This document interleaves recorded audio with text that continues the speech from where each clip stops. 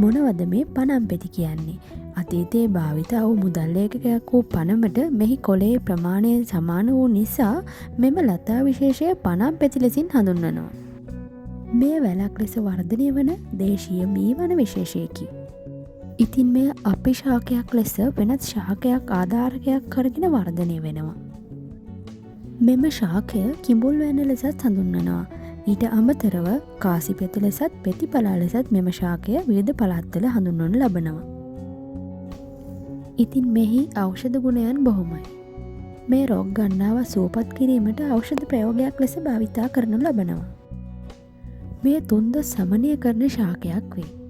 ඊට අමතරව අතිසාරය, පාචනය, මාන්දම, වන, පිලිස්සුම් මෙන්ම කැඩුම් බිඳුම් වෙදකමට මෙය අත්‍යවශ්‍යම ශාකයකි.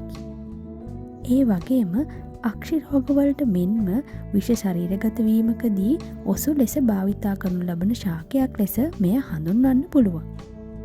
මෙහි මාංශල පත්‍ර පිලිස්සුම් තුවාලවලට සාධන තෙල් වර්ග හිඳීමේදී එකතු කරනු ලබනවා. ඒ වගේම අධික පිපාසය සංසිඳුවීමට පනම්පෙති තම්බාගත් ජලය බීමට දීම උචිත වේ. මාන්දම රෝගයට පනම්පෙති අමු ඉඟුරු යොදා සකසාගත් කැඳ ගිතෙල් දමා දෙනු ලබනවා. කුඩා ළමුන්ට සෑදෙන උදර වේදනාවලදී අරලු හා පනම්පෙති කසාය උචිත ලෙස සැලකෙනවා. දේශීය ආයුර්වේද තෙල් වර්ගයක් වූ විශේෂිත හෙනරාජ තෛලය සහ වාත විදුරංග තෛලය සිදුවීමට පනම්පෙති එකතු කරනු ලබනවා.